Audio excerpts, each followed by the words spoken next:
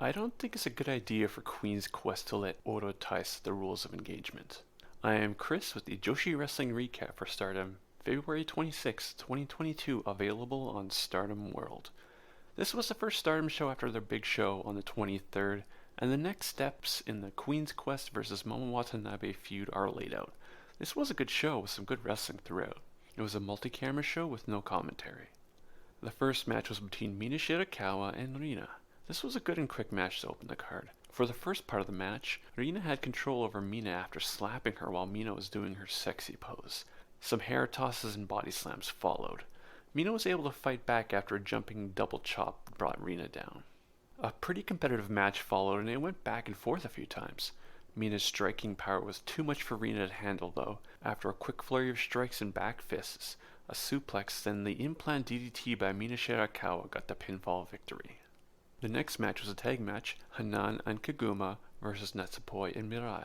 This match was fun. I really liked the dynamic between the team of Natsupoi and Mirai. Kaguma started by trying to get Mirai to do the barrier pose. Mirai wouldn't, but Natsupoi did on the outside of the ring, which lured Kaguma to turn her back on Mirai, and Mirai attacked. Kaguma was able to get some revenge a bit later when she was able to get the Kuma clutch on Mirai and force the bare ears on her. The thing I noticed the most about this match was the pairing of Natsupoi and Mirai.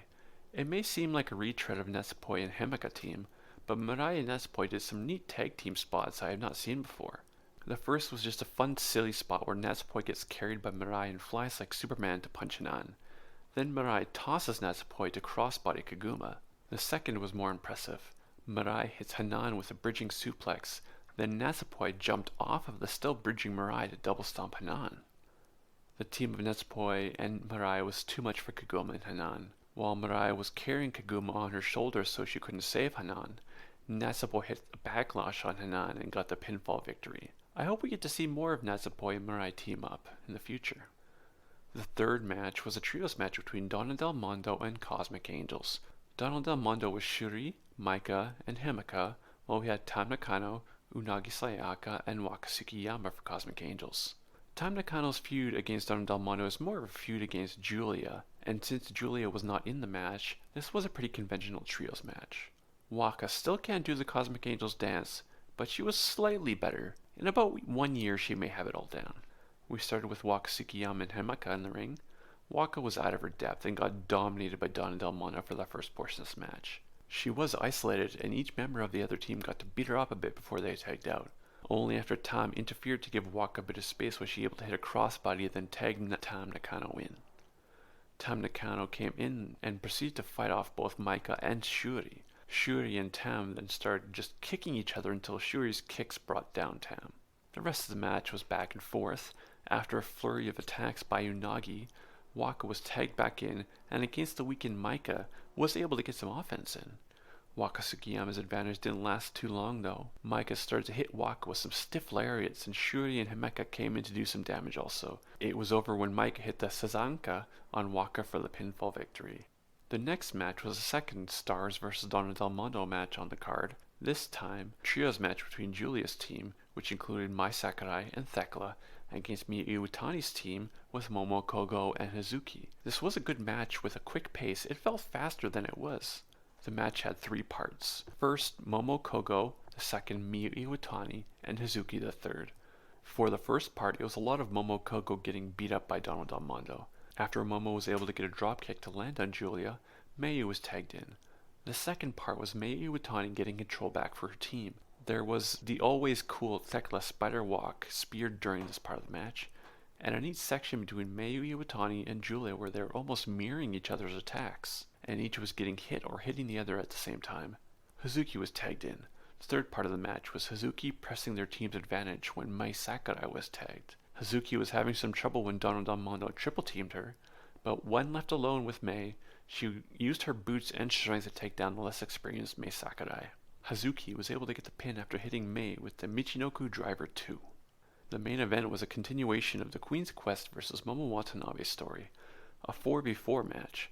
For Queen's Quest we had Utami Hayashishida, Saya Kamatani, Lady C, and Izumi. Orotai had Momo Watanabe, Starlight Kid, Uraka, and Saki Kashima. This was a pretty chaotic match like most stable matches, including Orotai are. Furuwaka and Utami started for their teams immediately started trading shoulder tackles. Utami takes Furuwaka down and Lady C is tagged in.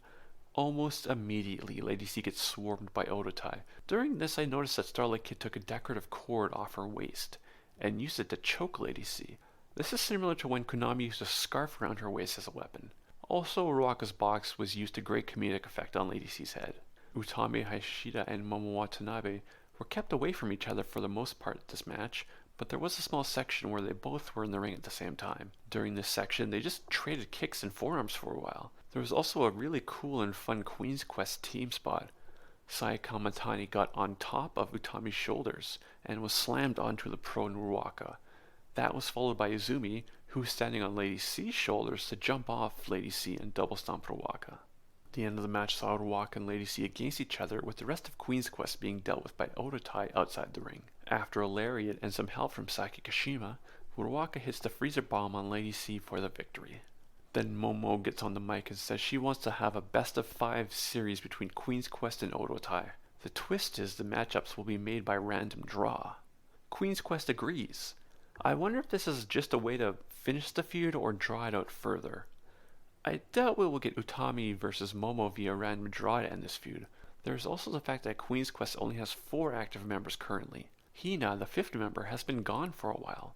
Is Hina coming back, or are Queen's Quest getting a ringer? Overall, this was a good show, and I would recommend the final 2 matches on the card. The best-of-5 series between Queen's Quest and Odotai has not been set yet, or when the draw will happen, but should be soon. The next Stardom show is on the 27th. This has been the Joshi Wrestling Recap for Stardom, February 26, 2022. Thanks for listening.